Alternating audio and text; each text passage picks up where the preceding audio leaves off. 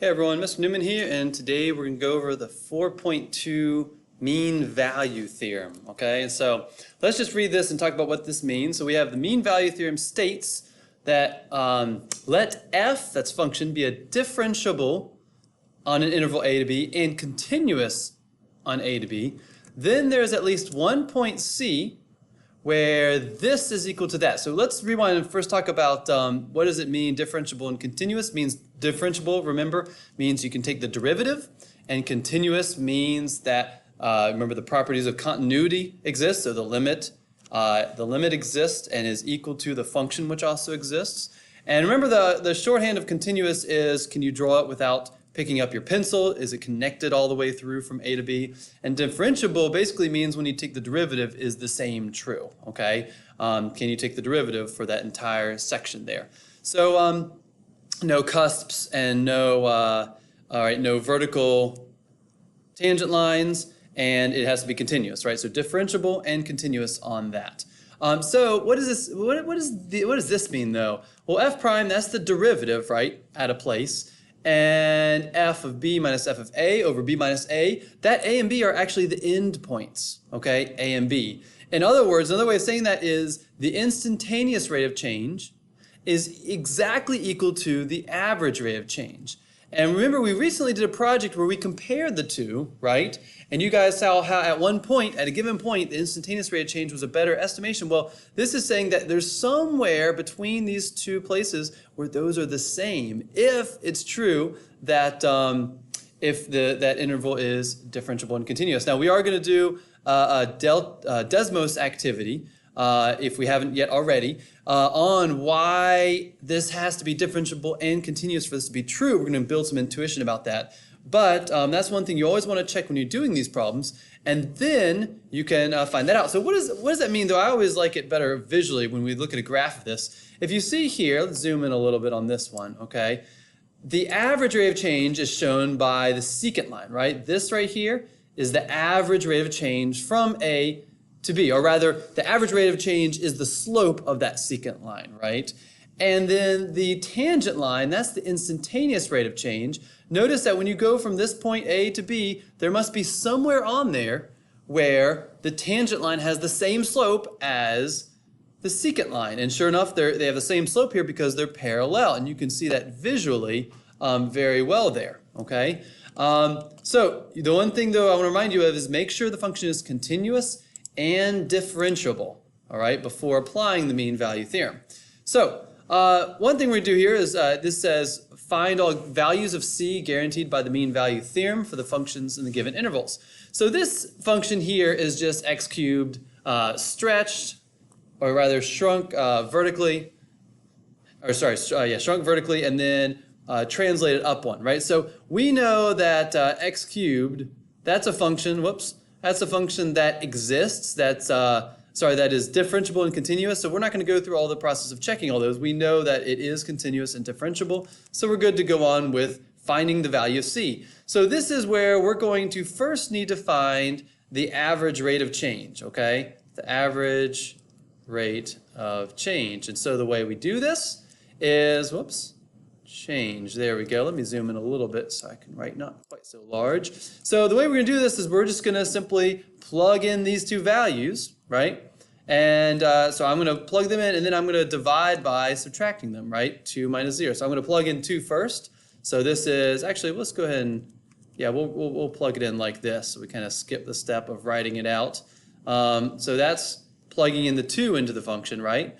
And remember, average rate of change, we're going to subtract plugging in the 0 over 4 plus 1. Okay, and when we go to solve all this, let's see here, we get 2 cubed is 8, divided by 4 is 2, plus 1 is 3.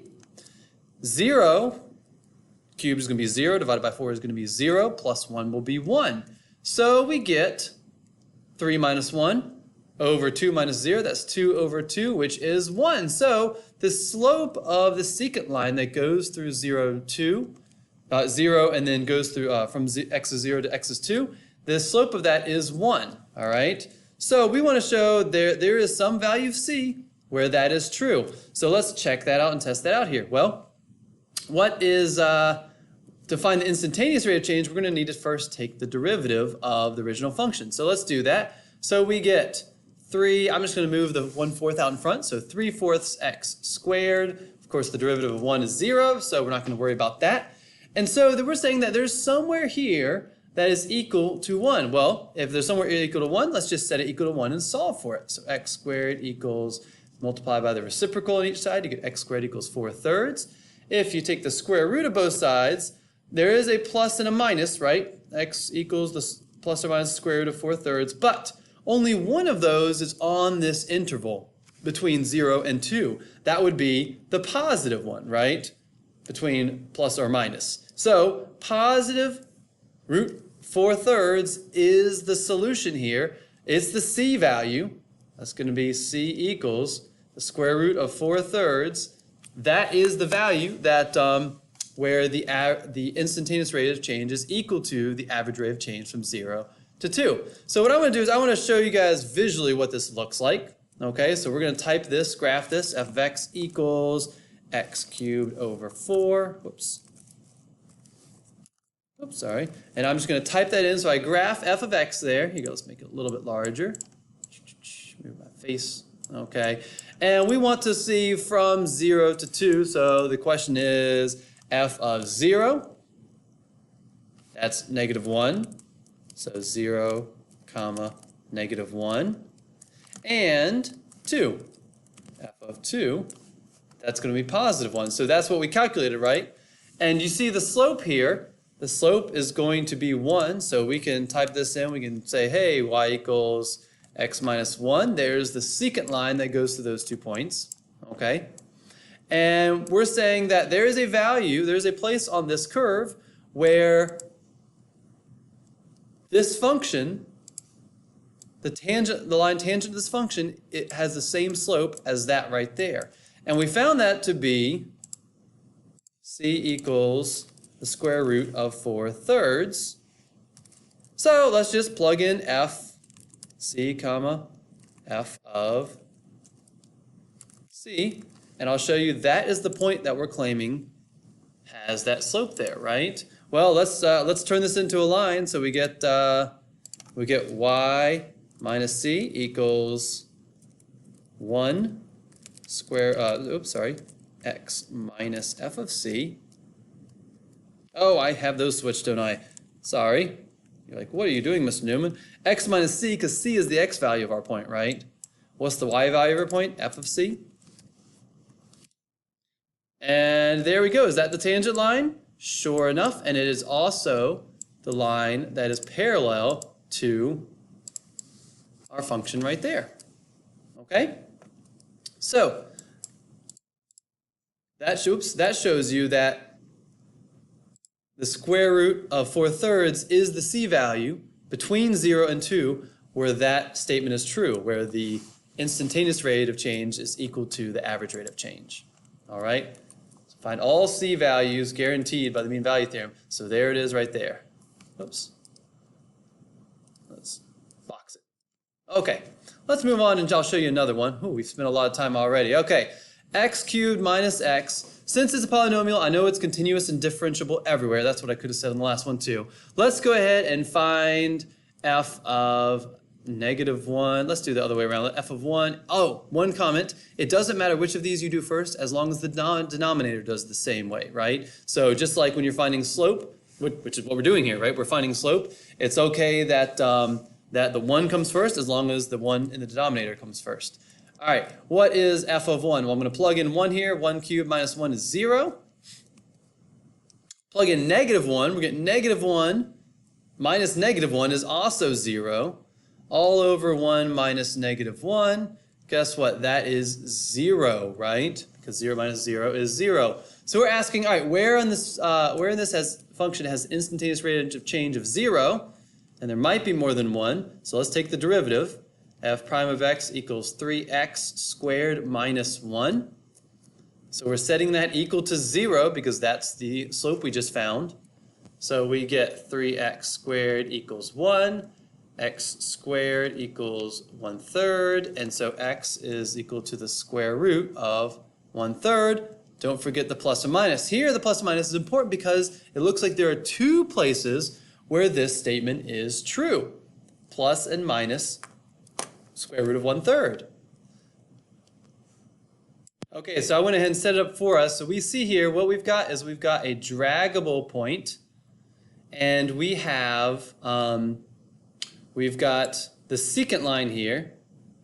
And so notice it's a horizontal secant line because we found that the slope is equal to 0, right? Which makes sense now that we look at it. From -1 to 1, that's going to be a horizontal secant line. But the question is, where on here are these parallel? And if you look, you guys know that where is the slope horizontal? That's where we're going to have a maximum or minimum. So I can look here, and I see, when x is 0.577, let me guess. What is the square root of 1/3? Sure enough, it's 0.577. So if I could set this exactly to that 0.577, that's where let's see here, let me pull this out here real fast. The magic happens there. Let's change that right there to that value. There we go. That is exactly a horizontal line. And you'll see also, we can also drag it to the other side. When that's negative, that is exactly a horizontal line too, right? So 0.577 is approximation, but yeah, those are the two locations where we have the slope of the tangent line is equal to the slope of the secant line, and that's where the mean value theorem is true. So plus and minus the square root of 1/3. All right. For the next one, from 0 to 1, let's first make sure that this is simplifies that we can use it. So I'm going to distribute the x. We can find the derivative more easily, right?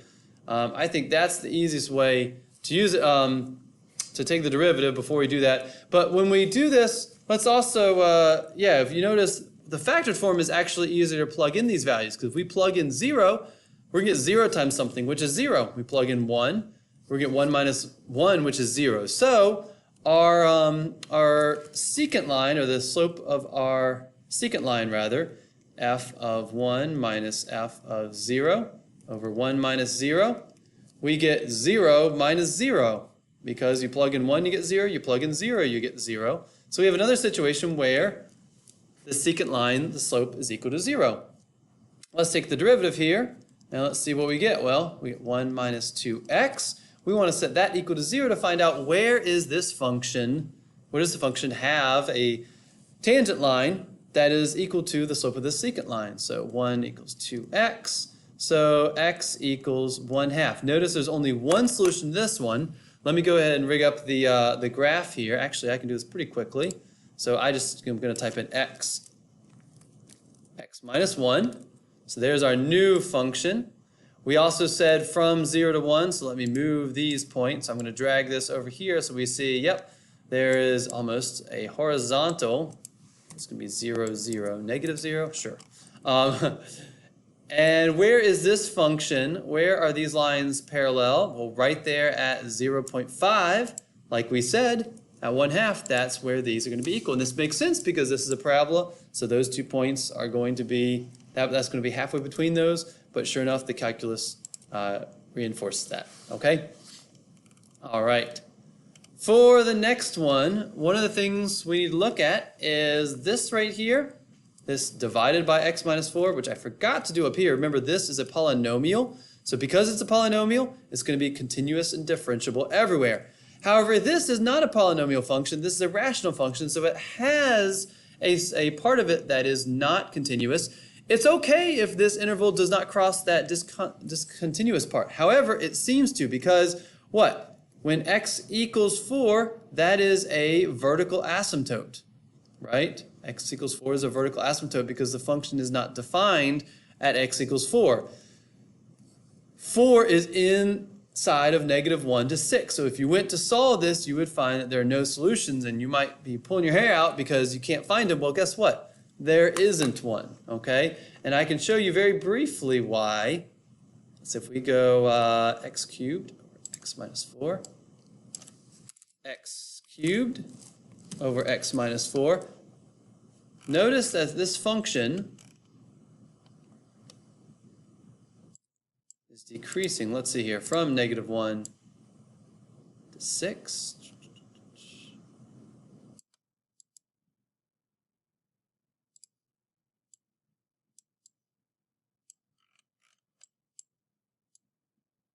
Ooh, that goes way down there.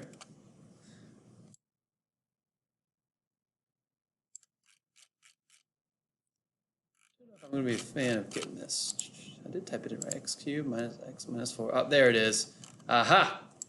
I thought that was wrong. So here we go. 6. Where is 6? There it is at 108. Huh. So I'll just type in 108 there. That will make it easy. This is 6. And the point here seems to be just a little bit above, maybe not right on 0, but very close to, maybe a little above. We're just approximating, right? So I'm going to try to drag here between these two intervals. See how this tangent line seems to only be decreasing and always has a negative slope between those 2 points, meaning there's not going to be anywhere between those 2 points where the slope is positive. So it's easy to see, but at least between the 2 points, there's nowhere where our tangent line will have the same slope as the secant line. Of course, that is impossible because there's a discontinuity at x equals 4. Moving along here, we have another situation. This is the absolute value function. So if you need a drawing, what do we write here? The mean value theorem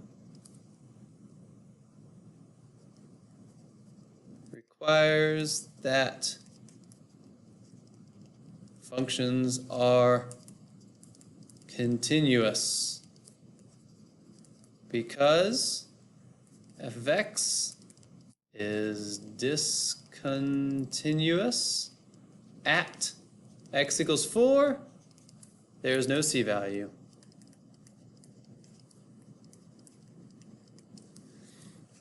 So down here, this is the absolute value of x plus 1. And I'm going to draw a quick little sketch of this because we can visualize this, right?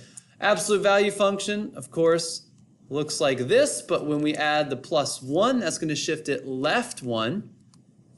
Remember, the input does the opposite of what you expect. Never thought you'd hear that again, huh? So we shift it left 1. Those keep going forever. I don't know why I made one taller than the other one. But what's going on here? Well, if we look at from -2, -2, all the way to 2, rough sketch, right? That's the secant line, but what's going on right here? Well, that is a sharp turn. I think it's not quite a cusp, but it's a sharp turn, and so the function is not differentiable there. And because the function is not differentiable, we are not going to be able to have the mean value theorem apply. So let's graph it and look at this. Let's make the absolute value of x plus 1. Whoa, let's go back home. Here we go. I'm going to need to do 2. Let's see here. 2, 3. -2, 1. There we go. There's our secant. And look at the tangent line. The tangent line is the same all the way until we get to this side, right? And what's happening right at 0 here? If we get it, yeah, right on it. See? It's not differentiable at that point, so the tangent line, there's no way to say what the tangent line is there. And so because of that, it's not differentiable. And so because of that, we don't have any value of c where this is defined. Okay, so, and I can abbreviate a little bit here. The mean value theorem requires that functions are differentiable. Okay, remember continuous was one thing, but differentiable is another. Differentiable because, of course, being differentiable, it must be continuous to be differentiable. Because f of x is not differentiable, whoa,